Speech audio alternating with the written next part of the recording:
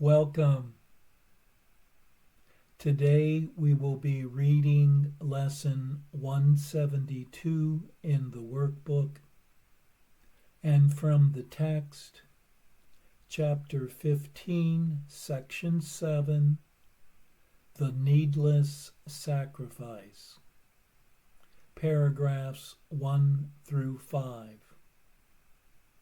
And now for lesson 172.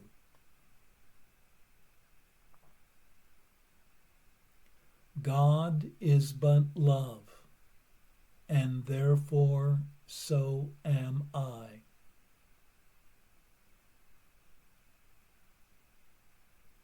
(153) In my defenselessness, my safety lies.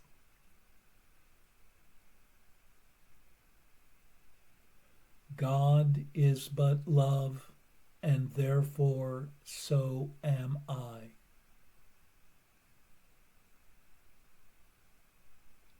(154) I am among the ministers of God.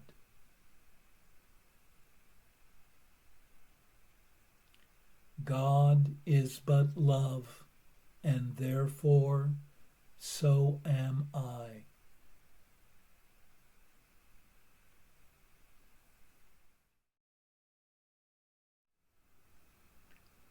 One's true safety lies in the lack of defenses. Though in a world of fear and attack, where safety does not appear to be anywhere, defenses seem to be reasonable and necessary.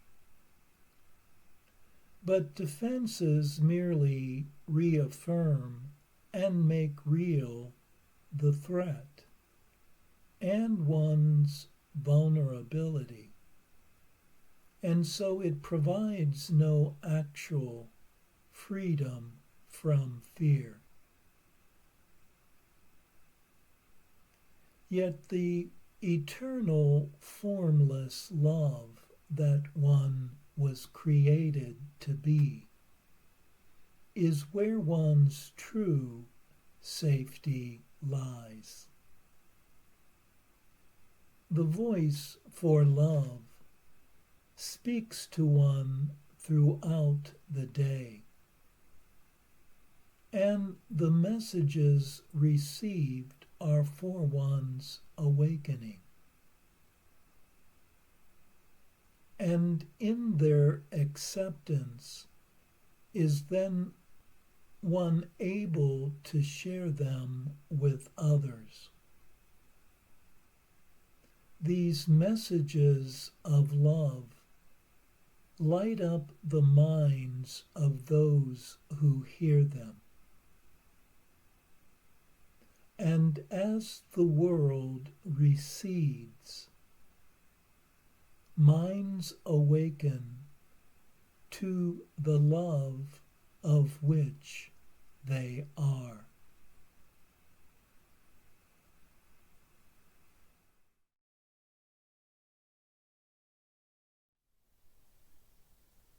And now for our text reading for today, from chapter 15, section 7, the needless sacrifice, paragraphs 1 through 5.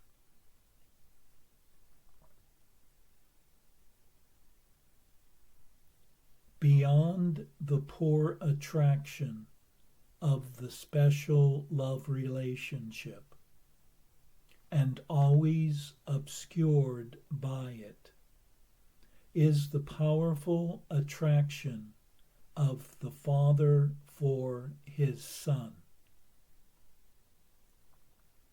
There is no other love that can satisfy you, because there is no other love.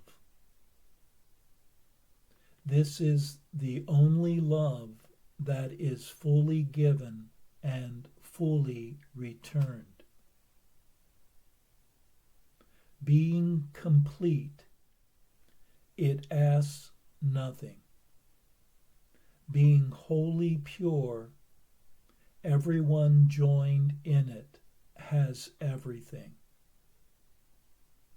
This is not the basis for any relationship in which the ego enters.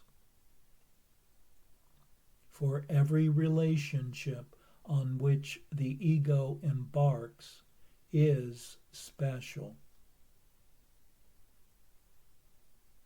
The ego establishes relationships only to get something, and it would keep the giver bound to itself through guilt.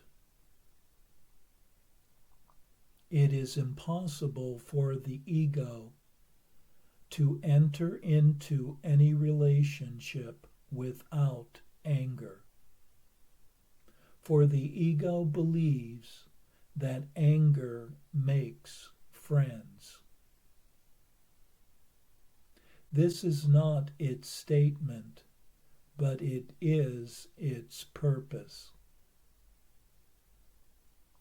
For the ego really believes that it can get and keep by making guilty. This is its one attraction, an attraction so weak that it would have no hold at all, except that no one recognizes it.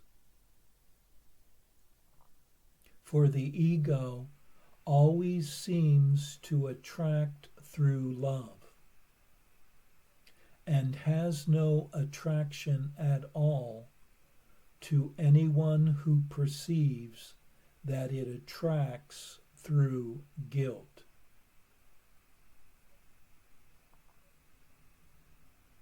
The sick attraction of guilt must be recognized for what it is.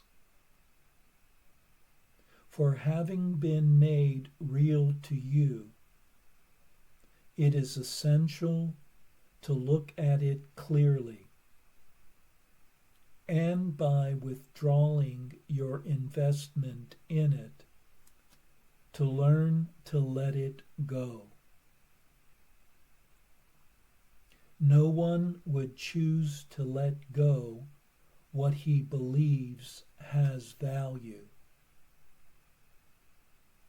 Yet the attraction of guilt has value to you only because you have not looked at what it is and have judged it completely in the dark.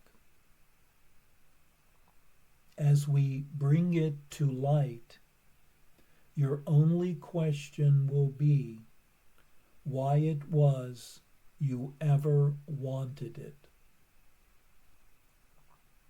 You have nothing to lose by looking open-eyed, for ugliness such as this belongs not in your holy mind. This host of God can have no real investment here.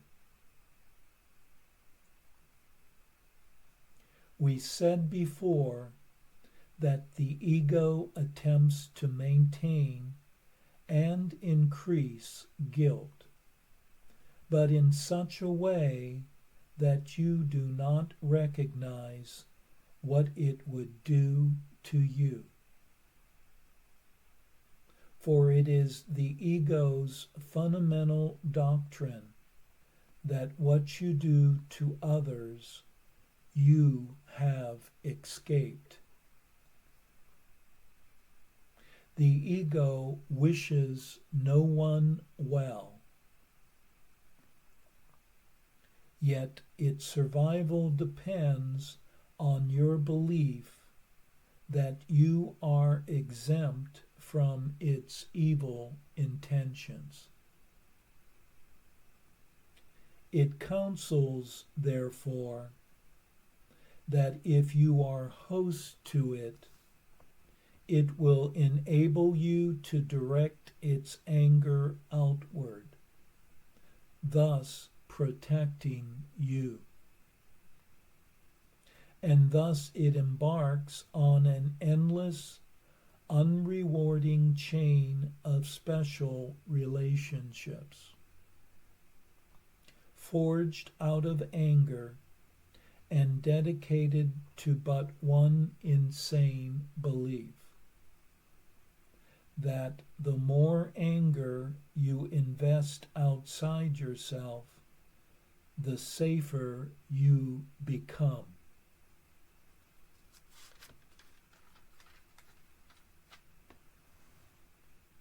It is this chain that binds the Son of God to guilt. And it is this chain the Holy Spirit would remove from his holy mind. For the chain of savagery belongs not around the chosen host of God, who cannot make himself host to the ego. In the name of his release, and in the name of him who would release him, let us look more closely at the relationships the ego contrives, and let the Holy Spirit judge them truly.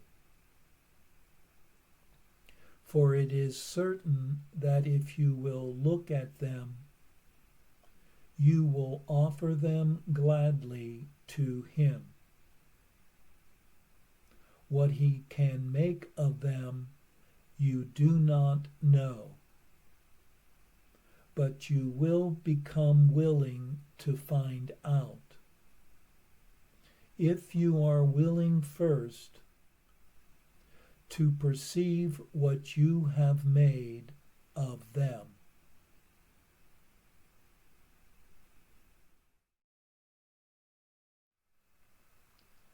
The special relationship of the ego is designed to acquire something, while binding the other to itself through the use of guilt. Thus, by making guilty, does the ego both get and keep.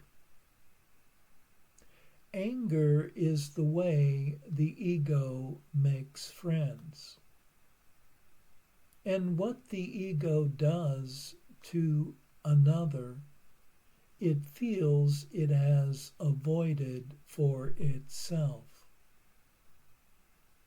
Anger is perceived as a shield that protects itself. Being a taker, the ego has no one's best interest in mind. The Holy Spirit would choose to free one from the cycles of guilt in all of one's relationships, which have been so cleverly concealed. Restored to the light, the ego's attraction to guilt is then seen as lacking real value. And does one then willingly offer one's relationship to spirit to restore them to their natural purity?